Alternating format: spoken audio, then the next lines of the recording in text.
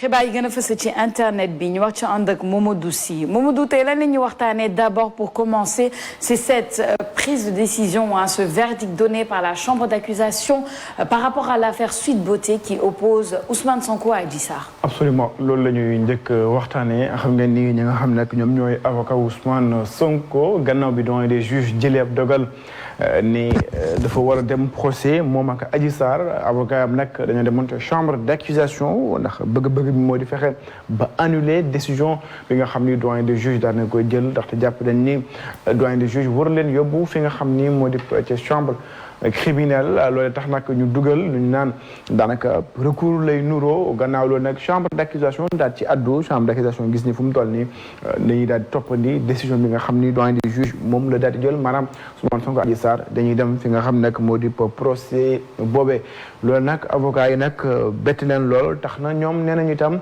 du ñu bàyyi ndax dañuy dem cour suprême ngir ñu seet nag la ñuy def ba ñu mën a annuler boobu lépp décision gannaaw loolu nag réaction yi comme d'habitude daal di am internautes yi daal di réagir ci wàllu woowu dañ koy door très rapidement c'est des réactions anonymes temps moom internet bi gars yi dañuy xaw a lax seen tur yi normal mais un peu compréhensible alors kii dafa ne tôt ou tard on saura la vérité sur ce dossier dëgg mooy njëkk mooy mujj leena Sonko dafa yaakaar ni moom xalaatam la donc on lui accorde keneen kii moom dafa tuddee boppam dëgg rek moom noonu la tuddee boppam nee na procès bi moom day am par force te Sonko sax newoon na moo ko gën a soxla alors une autre réaction Sophia keneen ki nee na c'était la même chose avec l'appel du meeting de Mbacké à la Cour suprême je suis un peu inquiet pour notre justice c'est comme si personne ne veut toucher au dossier de Ousmane Sonko et notre beneen tweet boo xam ni internet yi daal nañ koy def moom dafa ne la requête en appel ne devait pas être reçue la loi ne permet pas à Sonko de faire appel contre l'ordonnance de renvoi c'est juste une stratégie des avocats de Sonko pour gagner du temps moom loolu la gis alors Youssouf Bathily moom nëbbul turam dafa ne quelle justice pas surpris quand même on s'y attendait Macky a tout misé sur ses juges mais il court à sa perte voilà en gros quelques tweets yi nga xam ne on recensé nañ ko ci toile yi gannaaw bi dama naan doyen de juge gannaaw bi chambre d'accusation daal di àddu ci requête bi nga xam ne avocat Sonko yi daal nañ koy def ndax ñu fàttali dañu bëggoon casser la décision du doyen du juge mooy fexe ba seen avocat bañ a dem ci procès bañ a dem ci chambre d'accusation bi ñoom lu ñu gënoon bëgg moo di non-lieu maanaam mbir mi ñu yemale ko fii waaye chambre d'accusation lu mu gis moo di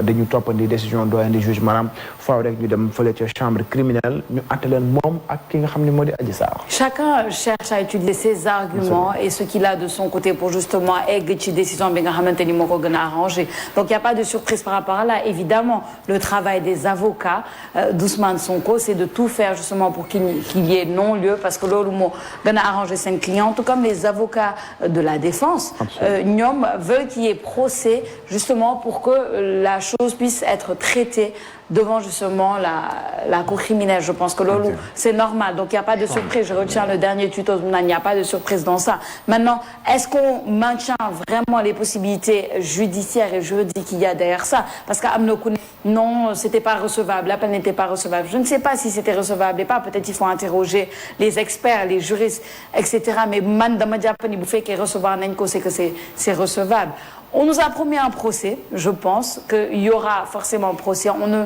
maîtrise pas la date du procès Papa Nissa je pense que loolu yëpp tamit ça joue énormément surtout en cette période critique des 1 an avant les élections de 2024 ku nekk day jéem a pousser parce que c'est ce qui les arrange le plus pousser ba justement l'échéance dernière parce que ça aura des conséquences vraiment sur le paysage politique sénégalais parce que c'est quand même entre guillemets le chef de l'opposition qui est concerné donc sa course ou non dans l'élection présidentielle de 2024 dina am solo bu baax ça va changer un peu la dynamique des choses on attend toujours hier c'était peut-être un pas parce que chambre d'accusation d'une décision bi avocat yi def nañ appel on verra bien la suite des événements mais bon ce qu'on sait c'est qu'on nous a promis un procès dont on ne connaît pas encore la date Papa Nissa. Oui, c'est une procédure normale yaakaar naa ni c'est très normal en termes de justice que la bataille entre avocats se passe Elle se passe dans les règles de l'art, je pense. Je ne suis pas dans les secrets un peu de dame justice, mais ce qui est sûr, c'est que il y a la montre, il y a le temps parce qu'on est quoi? On est le 21. Le 22 même. Le 22. L'élection présidentielle, c'est le 25 février 2024. Donc 1 an et 3 jours. Donc forcément, son agenda politique va être dicté par l'agenda judiciaire. Il maîtrise son agenda politique, mais il ne maîtrise pas l'agenda judiciaire parce qu'on n'a pas encore de date. Et si ces avocats disent pouvoir en cassation, autrement dit, le procès va encore retarder parce qu'il faut cassation et pouvoir en cassation, il faut qu'on ait son verdict d'abord pour le procès et surtout la date du procès parce que le procès a été annoncé.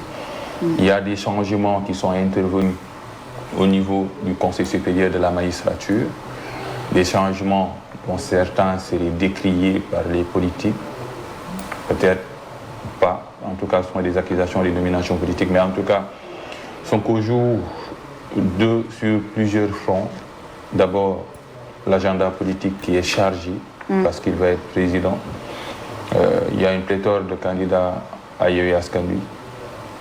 C'est leur stratégie. J'ai peut-être des fois nombre fait que deuxième tour am na. Côté pouvoir, il y a des partisans qui demandent à Macky Sall d'être candidat, mais actuellement le président n'a pas tranché ce débat. Mais c'est ça. C'est en tout cas, il roule son agenda politique, mais un agenda politique freiné par l'agenda judiciaire. Heureusement ou malheureusement pour lui, il n'a pas les rênes de l'agenda judiciaire qui le dicte pour le moment. Parce que nous avons le flou artistique d'enquête. Je pense que c'est un beau titre parce que il y a ces candidats, ces présidentiables qui sont toujours sous le joug de l'agenda judiciaire. C'est pourquoi on a toujours une illisibilité dans ce qui se passe. Mais concernant le pouvoir en cassation, les chambres d'accusation, ça c'est la bataille des robes noires et ils savent le faire si bien. Nous avons maîtriser que nous, ça c'est sûr, la bataille des robes noires, comme tu le dis, et tout ce qui tourne autour du judiciaire. C'est juste que, bon, évidemment, cette affaire-là, et il y a une loupe, en fait, sur toute cette procédure-là, mais pas sur nos côtés Amnosolo, c'est une procédure normale. Peut-être que le fait que ce soit tellement observé à la loupe, parce que justement, ça concerne des personnages publics, des personnages politiques, évidemment, tout le monde va regarder à la loupe chacune des décisions prises. Mais oui, rappelons que c'est une procédure et c'est un processus tout à fait normal, mais ce qu'on veut en tout cas, et je pense que ce que veulent les populations, c'est une n'est que dans le flou jusqu'à la fin par rapport aux élections présidentielles, parce que sinon on dit il faut que les populations aient le temps, en fait, il faut que les candidats aient le temps de faire campagne et que les populations aient le temps de voir, de faire leur choix et finalement de ne pas faire un choix par dépit, voilà, de ne pas faire un choix qui n'est pas assez informé. Nous avons toutes les informations nécessaires pour pouvoir faire leur choix pour les élections de 2024. Je pense que Lolo amna solo bu parti démocratie. Oui, une petite précision, c'est que la chambre d'accusation a jugé irrecevable l'appel des avocats de Sonko. Donc ça veut dire que la chambre n'a pas reçu ou bien n'a pas, je ne sais pas moi, entre guillemets, traité recevoir l'appel. Maintenant, si la chambre juge irrecevable l'appel, est-ce que nous dem Cour suprême, est-ce que nous dem Cour suprême l'ordre dina entrave par rapport au procès? Je ne sais pas, je ne maîtrise pas le texte. Est-ce que les avocats de Sonko ont le droit d'aller en Cour suprême? Tout par exemple, fait qu'il y a condamné en première instance, il y a des appels, après des pourvoi en cassation, mais il faut qu'il y ait une condamnation. Est-ce que nous devons aller à Cour suprême? C'est un débat des juristes. Malheureusement, on est encore toujours dans cette affaire. Maintenant presque 2 ans, on parle d'une affaire. C'est vrai que ça concerne un homme politique. Enjeu qui a changé parce que un citoyen lambda boo xam ni wala ñaari sénégalais yoo xam ni kan xamu leen mbir mi peut-être xëy na vidé nañ ko et cetera et cetera. Maintenant il y a des dessous politiques parce que mënuñu génnee politique ci dossier bi déjà concerné bi c'est un homme politique yaa ko doon wax sànq. C'est la figure principale de l'opposition. Maintenant l'affaire traîne. Man c'est sama xalaatu bopp laay wax l'affaire elle traîne, on tourne autour du pot. Je pense que le gën a am solo moo di qu'on aille vers loo xam ni dinañ ci xam réellement ce qui se passe en fait. Soit on vide l'affaire ñu vider ko ñu xam ku nekk ku am dëgg ku nekk ku ci dëgg, soit on met l'affaire en suspens ñu xam ni que voilà mbir mi ñu pare ci parce que c'est-à-dire que maa ngi ci nekkuma ci man loolu laa mënut d'accord en fait. Soit dañuy dem carrément procès ñu teg avocat yi yëpp ñu def un procès yoo xam ni ñëpp bu paree ku nekk dina ci am sa jàngat bu fekkee nekk dañ ku ñu jiiñ moom moo def ñu xool nuñ koy def bu fekkee ni defu itam ñu daal koy bàyyi mu delluwaat ci activité am parce que c'est un homme politique également. L'élection présidentielle 1 an sax man gëm naa ni nit bu fekkee ni day waajal élection 1 an da ci ndaw non seulement da nga war a parcourir ay kilomètres avant sax campagne bi parce que y a la pré-campagne qui est là, il y a tout un arsenal boo xam ne war nga ko mettre en place, am na ay nit yi nga xam ne war nga dajaat ñoom, am na équipe bi nga xam ne war nga ko mettre en place. Maintenant bu fekkee yow sa agenda politique benn agenda da ci ñëw jolleeku que booy programmer dara justice programmé fait beneen côté doo mën a dem, donc c'est-à-dire que tu es pris au piège, doo mën a xam sax yow lan ngay def, est-ce que di nga am temps sax pour ngeen da ngay base de campagne en fait, alors que yow yaa ngi ci biir procès, c'est ça en fait. Pour on vide l'affaire ku nekk ci ñoom xam fi nga féete en fait ku am dëgg ñu daal di koy may, man loolu laa gis te ci loolu laa gëm voilà ci loolu laa gëm. Maintenant par rapport au chamboulement au sein de la magistrature, c'est vrai que ça peut entre guillemets interroger. Maintenant on ne peut pas être également dans la place ou bien dans la tête de ñi nga xam ni ñoom ñoo réunir def quelques réajustements par rapport ak li xew ci magistrature bi. Est-ce que dina am impact ci procès bi yàlla xam, je vais pas entrer dans ce secret là. Voilà quoi, entre guillemets man daal lu muy jàpp mooy Sophie wax dëgg nañ vidé mbir mi daal ku nekk xam ci nga féete. Exactement, c'est important. yaa defuma. Ouais. C'est très important. On verra bien la suite justement de l'affaire. Merci pour ces précisions, Mamadou Sy. Ñu jàll ci beneen affaire. Oui, on va parler très rapidement de ces 3 soldats qui ont perdu la vie, 3 soldats sénégalais qui ont perdu la vie fële ci Mali. Absolument, il s'agit d'un contingent bi nga xam ne MINUSMA la, donc ay soldats sénégalais yi demoon de Mali, voilà, fexe dimba jàppale ñi nga xam ne nag ñoom ñooy suñu mbokk maliens yi. Donc ñu daal nag dal ci engin explosif, ñetti soldats daal ci ñàkk seen bakkan, juróom yi daal ci jëlee gaañu dir ba nag jàpp ni ñu ngi ci wàccaay fexe ba ñu indiwaat leen fi nga xam ne moo di fii ci réewum Sénégal. Gannaaw xeexew boobu nag ñenn ci ay citoyens itam daal ci réagir sur Twitter ci page sax daanaka DIRPA bi la ñu dem. L'enfant noir Douk moom dafa ne ils ont simplement tué des innocents à cause de cette visite, car à chaque fois qu'il y a des victimes, soit du côté des casques bleus ou des opérations Barkhane, avant leur départ, ils n'auraient pas de victimes, sauf que les hauts responsables sont au Mali. Voilà, un tweet assez bizarre. Seydina Omar Gueye moom nee na toutes mes condoléances à l'armée sénégalaise et aux familles des victimes, mais prompt rétablissement aux blessés. On est de tout cœur avec vous. Il finit par ce bon respect. Amadou Sall nee na condoléances sincères à leur famille, leurs camarades au SEMGA, au chef suprême des armées, que le Tout-Puissant leur accorde le paradis. Donc bëri na ay tweet nga xam ni citoyens yoo xam ni daal nañu réagir vraiment par rapport ak xew-xew boobee. Donc Sophia, en gros c'est vraiment des tweets de condoléances, donc tweets yoo xam ni dañ ciy jaale waaye tam wane ci li nga xam ne moo di peut-être naqar bi ñu am gannaaw bu ñu gisee ñetti sa ay soldats daal ci daanu ci du mu naan champ de bataille, mais fu nga xam ni moom lañ demoon pour amal fa mission. di maso seen famille bu baax a baax yal na leen yàlla xaare aljana. En fait, il faut qu'on se rende compte que ce qui est la sous-région en fait nous touche directement. C'est-à-dire que les liens, ce sont de fausses frontières. Moi, c'est comme ça que j'aime bien les appeler. Ce sont des liens qui sont tellement intrinsèques qu'on ne peut pas toujours... Souvent, dañuy jox actualité dans la sous-région, on se sent détaché alors qu'on ne devrait pas. Parce que tout ce qui touche le Mali, forcément, nous impacte.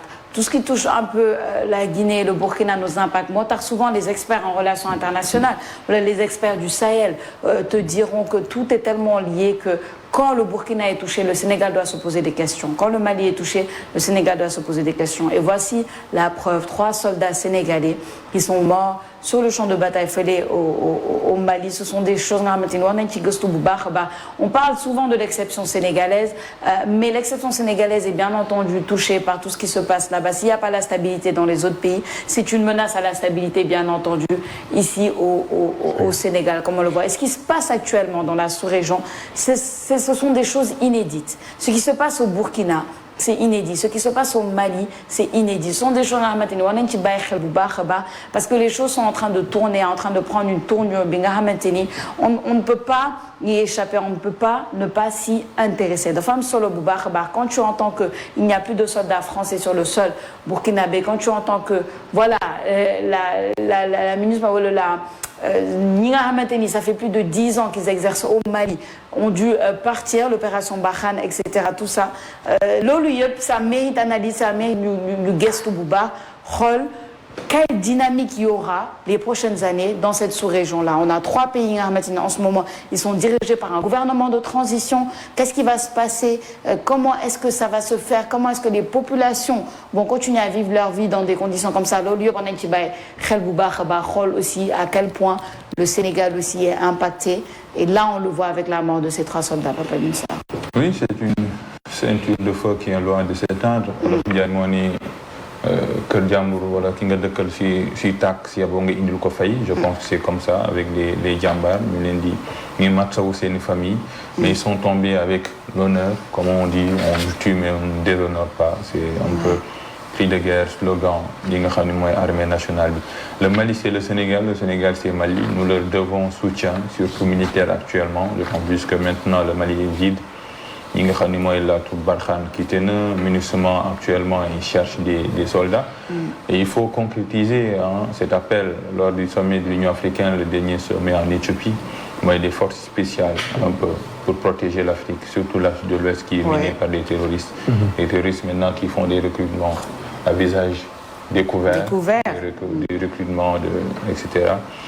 Une instabilité nourrie également par la pauvreté et une mauvaise exploitation des ressources naturelles dans les pays concernés, que ce soit le Burkina Faso, le Tchad, le Mali. Actuellement, le Sénégal est dans cette ceinture de feu. D'ailleurs, le ministre français des Forces armées était au Sénégal.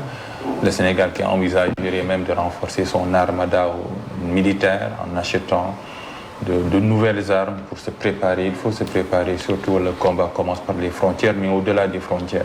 Parce que Haïti ñëw da nga koy endiguer là où il a commencé. Et c'est pourquoi da leen a war a jox respect bu gën a am solo. mooy l'armée. Parce que si ñuy xeex ngir suñuy jàmm duñ ko fekkee te dem na sax ba ñu leen ciy boom. On leur doit respect, considération, honneur. Et honneur un peu à ces djambars, comme on dit, ils sont tombés sur le champ de bataille et c'est un honneur malgré la tragédie. Et on pense également à leur famille, forcément endeuillée, mais forcément dina leen décorer à titre posthume malheureusement, mais ils seront sous terre avec les honneurs et c'est ça le plus important. Et ouais, ils seront sous terre avec les honneurs et voilà. Nous allons bàyyi xel ci cette ceinture de feu là qui entoure le Sénégal et voilà, l'Afrique connaît en tout cas en ce moment une nouvelle page et on doit bien la tourner de la bonne manière. Mais non. Sophia, cette page dañ ci warut a gaaw bind. loolu laa jëm. Afrique page bi ubbi nañ ko wonu ci gaaw bind. dañu war a bàyyi xel ci lan lañ ciy bind. dañ ci bëgg a bind. mbir balaa nga kaa def da nga koy waajal. c'est ça. Ouais. Mais malheureusement dañuy nekk ci benn fougue boo xam ni buñ ci deful ndànk rek dañuy gaañ suñu bopp. man damay faral di wax ni waaw je suis d'accord ay souverainisme ay révolution oui mais am na lu ko jiitu. léeg-léeg bu fekkee na nga nekk pays africain boo xam ni da nga manqué la yenn ci ay moyens am na ay décisions xam ni balaa nga kaa jël war nga ko xalaataat ko. ndax bul xool sa bopp rek mais xoolal ñi la wër. parce que yow non seulement bu mbir mi amee di nga cee loru mais di nga loru ñi nga xam ne ñoo la gën a jege. parce que Mali Sénégal Guinée Burkina Faso loolu du ay frontières en fait. Ouais. donc dugg fii génn fii la dugg fii génn fii lu leen laal mën na ñoo laal donc bu fekkee ni ñeene dañuy nekk ci ay jafe-jafe ñun nañu jàpp ne ñun on n'est pas à l'abri du danger en fait en réalité parce que ce qui se passe au Burkina c'est alarmant ce qui se passe au Mali c'est alarmant soldats yaa ngi dee et cetera et aujourd'hui ñetti soldats yi nga xam ni c'est des Sénégalais parce que yi nga doon dégg mooy des soldats ay ñu nga xam ni ci yenn réew mais ñii suñuy soldats yoo xam ne ñoo demoon mission ci diwaan boobu donc ça veut dire que ñun également que ce soit à l'intérieur que ce soit à l'extérieur on est menacé donc ça veut dire que Sénégal aussi mënu toog di xoolee donc li nga xam ni moom mooy passé ci sous-région bi sans pourtant ñuy réagir il faut se préparer en conséquence dañu ñaanal ñi nga xam ne ñoom ñooy soldats yi parce que mission la ñu nekkoon donc ils sont di nga xam ne moo di honneur vraiment am nañ ko ñu ñaan leen bu baax a baax waaye ñu fexe itam ba ñu xam ni que lu ñu wër dafa doy waar en fait seen cuut bi dafa jéggi dayo te dafa am solo que ñu ciy bàyyi xel bu baax a baax que également vraiment ñi nga xam ni ñoom ñooy élite africaine yi que ñu gën a xoolaat taxawaay bi en fait parce que am na man dama jàpp ne am na ay décisions yoo xam nit ki bu ko jël rek c'est-à-dire que mesurer wul danger bi nga xam ne moom moo nekk ci décision am parce que am nga problème am nga et cetera il y a am na ay ni nga xam ni nga war a mën a négocier sans pour autant ngay jël décision yoo xam ne ëllëg yow lay gën a lor sax te ki nga xam ni moom nga jàpp ni moom nga amal problème donc il faudrait que vraiment qu'on mesure à sa hauteur. C'est important. yenn ci ay décisions quoi. C'est ça, c'est important. On verra bien en tout cas ce qu'il en est. On souhaite le meilleur pour tous ces gouvernements parce que quand un pays africain gagne, c'est toute l'Afrique qui gagne. Mi ngi noonu. On va passer à quelque chose d'un peu plus joyeux nag Momadou Sy parce que démb la xale yi doon célébrer Mardi Gras. Je dis xale yi parce que voilà, c'est eux qui sont dañuy sawar ci fête boobu.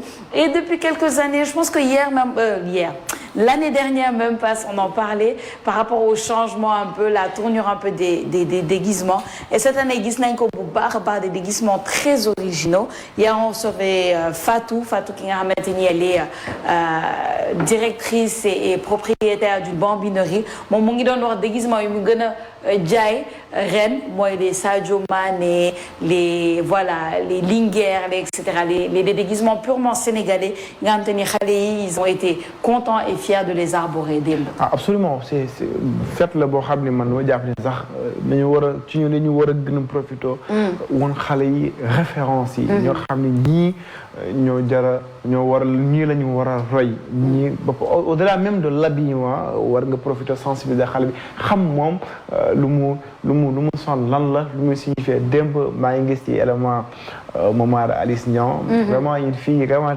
tu sens l'innocence en fait donc c'est-à-dire que derrière amul briefé wuñu xale bi bu baax a baax ci lan mooy essence fête bi ak lu tax sax moom mu sol tenue bi moom pour moom dafa jàpp ni sax Mardi Gras daal dañuy sol tenue militaire wala dañuy sol tenue kii donc amul derrière un message boo xam ne mën a briefé xale bi ba mu xam ni que mën na ci profiter ba amaale ay références alors Ndiaga bu fekkee ni rek mën nga ñu may quelques vidéos yoo xam ne vraiment yu am solo la vraiment on sort un petit peu de cette atmosphère là trop voilà quoi xaw diis tuuti ci ñun ñu woon ñu quelques vidéos on a vu Sëñ Mountakha voilà khalife général des Mourides j'ai aperçu également Cheikh Seydi Hadji Malick Sy j'ai vu Maulana Cheikh Ibrahim Niass j'ai vu des gendarmes j'ai vu une conductrice de Dakar Dem Dikk avec un message plein d'humanité Ndiaga s'il te plaît bu fekkee mën nañu seetaan yenn ci ay vidéos rek ñu xool vidéo yi ñëwaat moom arrête sur l'image moom.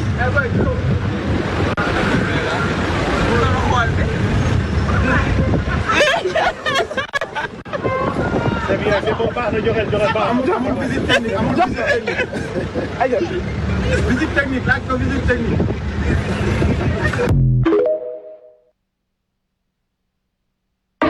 labbe moytu bala ngaa daanu labbe moytu bala ngaa daanu kilifa du caaxaan labbe mag du dawal mbege.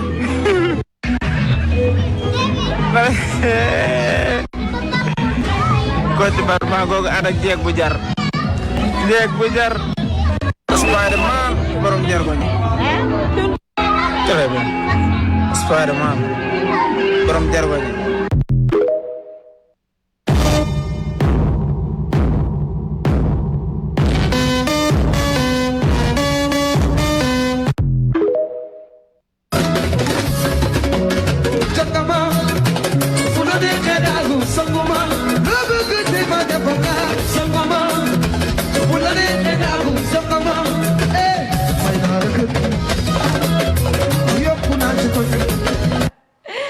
Ndiaga am na ñaari vidéo yoo xam ne moom faaw nga may ma ko. faaw mu teg ko faaw mu teg ko. y a la vidéo de sëñ Mountakha. boo xam ne jàpp naa moo gën a marqué sax ak vidéo Cheikh Seydi Hadji Malick. Ndiaga s'il te plaît rek xoolal ñu. ñaari vidéo yooyu Ndiaga tegal ñu ko. ñu jeexale ko.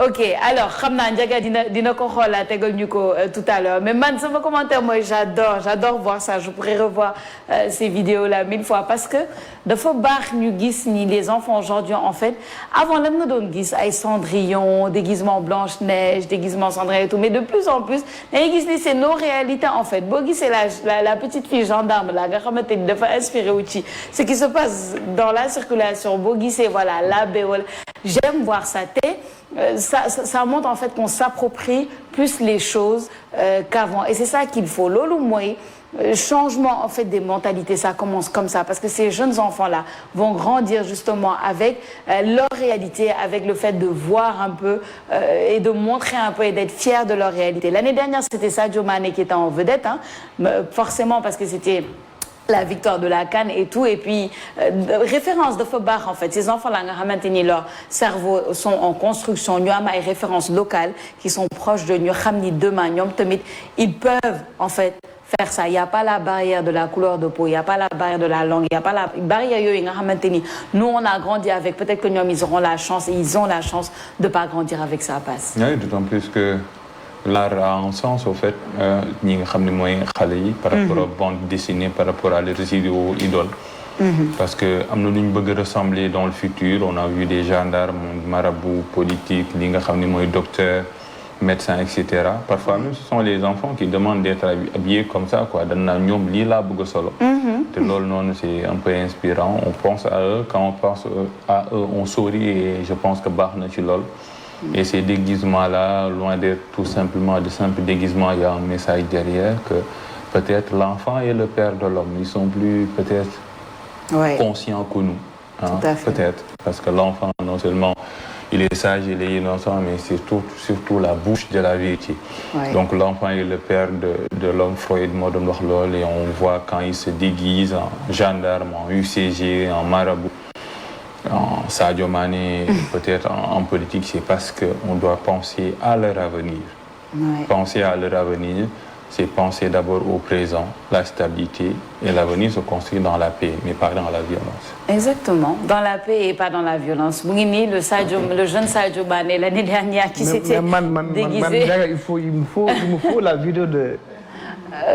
Bon, les vidéos ne sont pas disponibles malheureusement, mais avant la fin de la matinale, Inch'Allah, on va voir ça. Mais s'il veut, je ne sais pas moi s'il y a une possibilité parce que... Non, c'est pas disponible pour l'instant, mais peut-être après Momodou. Mais on voit un peu l'image. Non, je disais s'il y a une possibilité pour que le caméraman filme la vidéo parce qu'ils sont... C'est important. On va voir ça après. On va voir ça après, mais... Je xam nga lu tax may insister là-dessus en fait, parce que c'est vrai, policiers, gendarmes, etc. c'est ay références lañu mais gëm naa ni li nga xam ne mooy ñun ci lu ñuy xool tey mooy suñuy kilifa diine yi parce que ñun avant tout ay nit lañu waaye ay jullit lañu donc am na références yoo xam ne am nañ ko te ñoom tey ji day gannaaw yàlla ñoom ñoo fi nekk donc su ma gisee yenn ci ay kii dafay am solo donc ça veut dire que non seulement que li ma wax mooy dafa war a am message derrière parce que nit ki boo ko solalee mu am jëmm ji dafa war a xam moom lu mu sol lan la lu muy tekki wala boog jëmm ji nga xam ne moom nga ko nuróolee kan la donc bu ko xamee rek am na comme que xale la da ngay fexe ba teg ko ci ay tànk yoo xam ne bu màggee dina mën a jaar ci tànk yi nga xam ni moom la jël comme référence c'est ça une référence en fait du ma naan Sophia sama référence la alors que man li may def ak Sophia lu muy def comme yàlla ki yaale Sophia sama référence la c'est-à-dire que man Sophia ci tànk bi muy teg tànkam foofu laay teg sama tànk ci lu baax lu muy def loolu laay roy loo xam ni moom da koy bàyyi ci lu bon doo dama koy bàyyi donc loolu dafa am solo événement yi comme Mardi Gras c'est bien beau xam nga les images sont assez tellement joli nga gis abbé taxaw ci kaw pneu donc c'est-à-dire que tu sens non seulement l'innocence mais day fexe aussi que war na nekk période boo xam ni que ñu gën a mën a xamal xale parce que xale xamul dara xale bant la rek dañ ñaan bant boobu fu mu tooyee nga ko war a jubbanti balaa moo wow donc fii la ñu war a profiter nag fexe ba gindi leen fexe ba orienter leen ba ñu mën a xam réellement que ñun am nañu ay valeurs. J'ai vu Spider-Man, c'est pas mal. C'est pas mal. Mais on peut avoir mieux en fait. Exactement. Gëm naa ne on peut avoir vraiment Et mieux. Sadio Mané mieux que Spider-Man.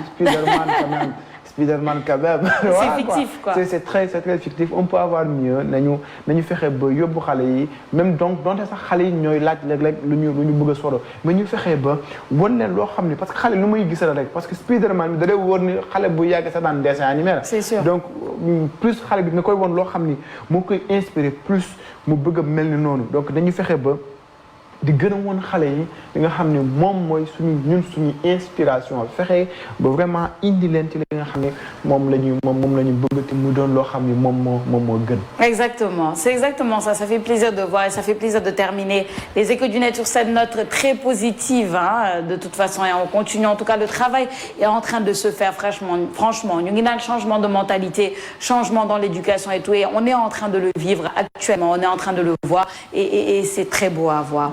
Mamadou Sy, tu reviens dans la deuxième partie. maa ngi lay gërëm déjà, je te remercie et je te remercie de continuer à m'accompagner dans cette matinale. À tout à l'heure. Papa Nissar aussi, à tout à l'heure. Merci à toi. Merci.